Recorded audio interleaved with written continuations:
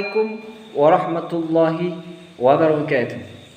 Welcome back to my channel again with Baris with the Garima. Kali ini saya akan membahas tentang Simple Future Tense.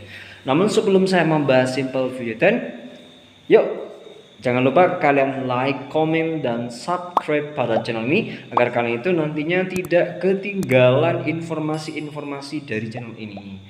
Yuk langsung pada pembahasan Simple Future Tense. Check it out. Baik, pada video kali ini saya akan membahas tentang Simple Future Tense. Simple Future Tense di sini digunakan untuk kapan? Maksudnya kapan digunakan tense ini? Kapan?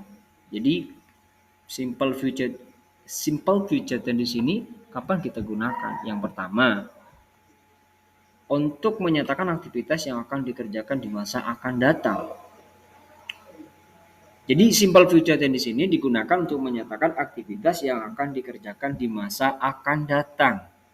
Contohnya, Ahmad will go to Jakarta tomorrow. Nah, Ahmad akan pergi ke Jakarta besok. Nah, ini kan bersifat rencana ya, will-nya bersifat rencana. Masih mau ke Jakarta besok. Seperti itu ya. Jadi di masa akan datang. Akan datang ini berupa besok, nanti malam, minggu depan, tahun depan. Itu menunjukkan apa istilahnya? Akan datang. Contoh yang kedua, I will come here next month. Saya mau ke sini minggu depan. Minggu depan kan masih belum dikerjakan. Penggunaan dari simple future tense yang kedua adalah untuk meminta seorang melakukan sesuatu. Jadi tense simple future tense di sini yang kedua bisa digunakan untuk meminta seseorang melakukan sesuatu. Contohnya, will you help me please?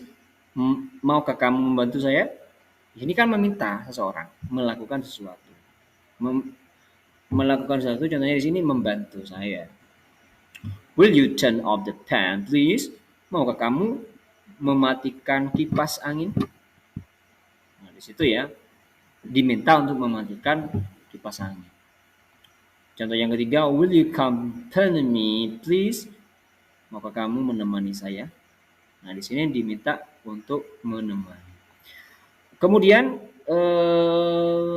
penggunaan simple future tense yang ketiga untuk membuat kalimat bersyarat. Contohnya, I will visit you if your parents allow me. Saya itu mau ke rumahnya kamu, andaikan bapak kamu mengizinkan saya. Di sini maksudnya digunakan untuk membuat kalimat bersyarat. Ini kan I will visit you. Ini kan kalimat bersyarat yang ya. Ini syaratnya nih, I will visit you. Saya mau ke rumahnya kamu. Andaikan di sini maksudnya simple future tense ini bisa digunakan untuk kalimat bersyarat. Mana kalimat bersyaratnya if ini? Saya mau ke rumahnya kamu jika andaikan orang tua kamu mengizinkan saya. Seperti itu. I will visit you. Jadi bisa digunakan untuk kalimat bersyarat ini. I will visit you if your parents allow me. You will pass the exam if you study hard. Kamu tuh bisa. Kamu akan lulus ujian jika kamu belajar dengan giat. Itu ya kalimat bersyarat. Nah, rumus dari simple future tense rumusnya seperti biasa ada verbal. Dalam verbal itu ada kalimat positif, negatif, dan interrogatif. Yang positif, contohnya subject, will, shall, verb 1 plus object. Ini subjeknya ayo, we, they, she, he, it. Kemudian di sini ada dua, ada will dan shall. Kapan shall digunakan? Shall ini digunakan untuk pada subjek I dan we. Hanya dua. Sedangkan will bisa masuk pada semua subjek. You, we, they, she, he, it masuk ini ya. Bisa menggunakan will. Contohnya, I shall study English. Saya akan belajar bahasa Inggris. We shall study English. Kami akan belajar bahasa Inggris. Kalau mau menggunakan will bisa masuk pada semua subjek.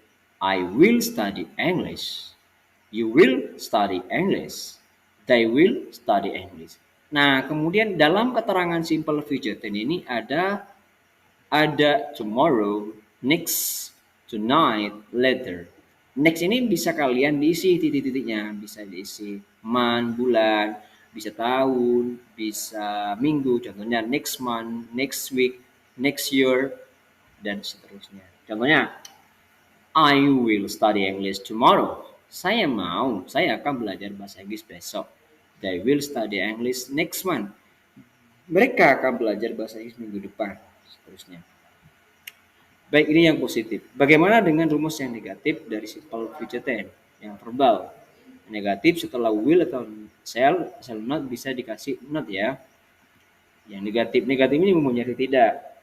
Nah, ini shall not, I shall not, we shall not. Sedangkan kalau will bisa masuk pada semuanya subjek. Will not. Jadi kalau will not digabung menjadi won't.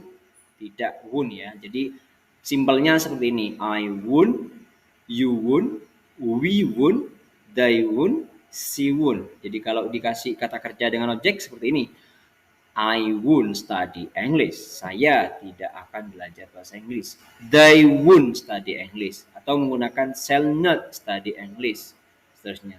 Nah, keterangan waktunya tomorrow, next, tonight, later. Contohnya, I won't study English tomorrow. Seperti itu ya. Kalian bisa membuat kalimat sendiri. Kalian perhatikan di sini video saya. Kemudian yang interrogatif. Interrogatif itu kalimat pertanyaan yang artinya apakah. Cara membuatnya, kata kerja batunya bisa ditaruh di depan subjek ini.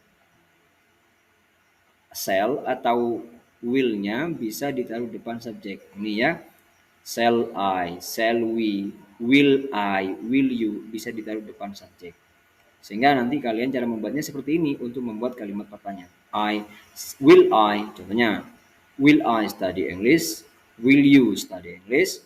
Will they study English? Will she study English? Kalau menggunakan shall, hanya dua. Shall I study English? Shall we study English? Bisa dikasih keterangan waktu. Contohnya, shall I study English tomorrow?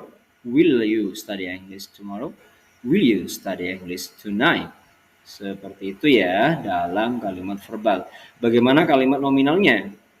Ada juga positif, negatif, dan interrogatif ya. Yang positif setelah will atau shall ditambah be non verb selain kerja. Contohnya, I shall be. Ini menunjukkan selain kerja. I will be. Nah, I will be bisa I shall be. Ingat, shall be itu hanya digunakan pada kalimat pada subjek I dan we.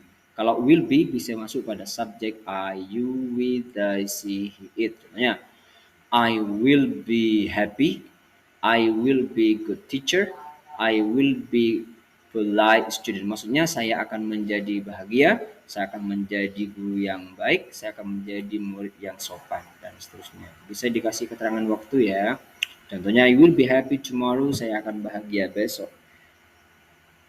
I will be next month. I will happy next month. Uh, saya akan bahagia besok atau next month bulan depan.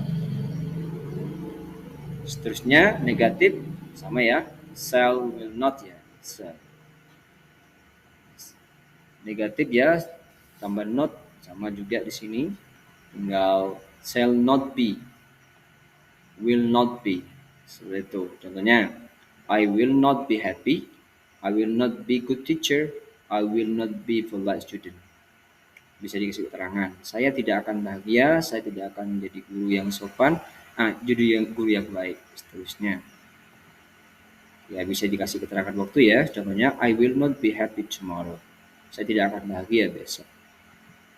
Oke, selanjutnya yaitu untuk kalimat pertanyaan interrogatif. Contohnya, sama ya aturannya ya.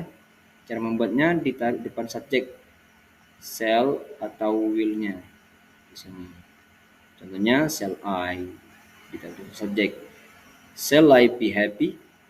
Apakah saya akan bahagia? Will you be good teacher? Apakah kamu akan menjadi guru yang baik? Ini ya. bisa kasih waktu. Contohnya, will you be happy tomorrow? Apakah kamu akan bahagia besok? Will you be happy next month? Apakah kamu akan bahagia bulan depan? Seperti itu ya. Oke, mungkin sampai di sini untuk pembahasan tentang simple future tense. Eh, Silakan kalian kalau ada pertanyaan silakan di chat di kolom komentar di bawah ini ya. Dan jangan lupa kalian like, komen, dan subscribe pada channel ini agar kalian mendapatkan informasi-informasi terupdate dari channel ini. Thank you, terima kasih. Assalamualaikum warahmatullahi taala wabarakatuh.